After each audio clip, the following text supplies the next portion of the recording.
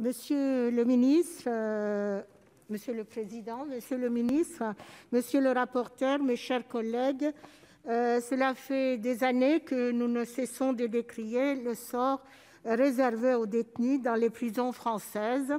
Entre surpopulation carcérale et conditions de détention inhumaines et dégradantes, nos prisons ne sont plus, depuis bien trop longtemps maintenant, à l'image d'un pays qui se revendique patrie des droits de l'homme et de la femme, puisque nous sommes le 8 mars. Les chiffres sont alarmants. En moins de 20 ans, les prisons françaises sont passées de 48 000 à 72 000 personnes détenues. Et si ce chiffre a récemment connu une légère baisse liée à la crise sanitaire, il reste qu'au 1er janvier 2021, ce sont plus de 20 000 personnes qui sont encore détenues dans des établissements dont le taux d'occupation est supérieur à 120 %. En outre, à ce jour, une trentaine d'établissements pénitentiaires ont été considérés par la justice comme exposant les personnes détenues à des traitements humiliants. Toutefois, cette situation, nous ne pouvons pas prétendre la découvrir aujourd'hui. Déjà en 2018, j'interpellais le gouvernement sur les violences et les mauvais traitements que subissaient certains détenus à la prison de Villefranche-sur-Saône.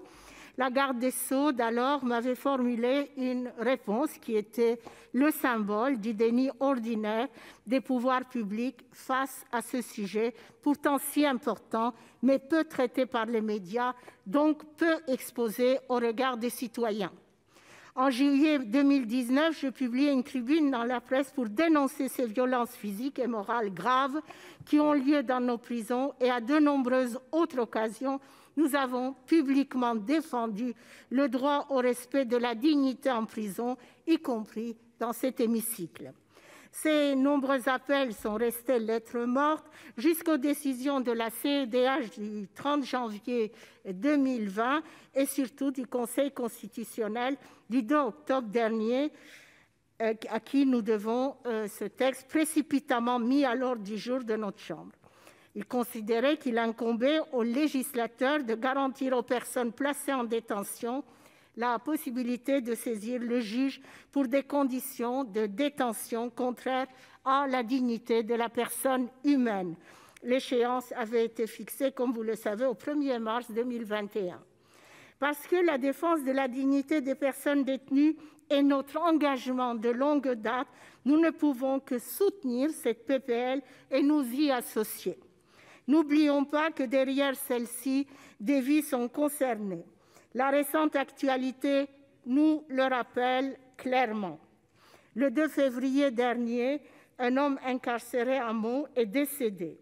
Il avait été hospitalisé quelques jours plus tôt à la suite d'une violente altercation avec des surveillants. Le même jour, à la maison d'arrêt pour femmes de Poitiers-Vivonne, une violente altercation avec des surveillantes causa à une détenue 42 jours d'ITT. Monsieur le ministre, selon votre prédécesseur, l'objectif de votre gouvernement était, je cite, que d'ici la fin du quinquennat, des conditions de détention plus dignes et conformes aux engagements européens soient mises en place. Si cette PPL est une première étape, nous attendons toutefois une amélioration urgente des conditions de vie dans les lieux de détention, ainsi que des relations entre les personnes détenues et les surveillants, et enfin davantage d'écoute de la part du personnel médical et d'encadrement de ces établissements, et aussi se pencher sur les problèmes psychiatriques si importants et traités avec un peu de négligence. Ce n'est pas en construisant de nouvelles prisons, sitôt construites, sitôt remplies, que l'on réglera le problème de la surpopulation carcérale.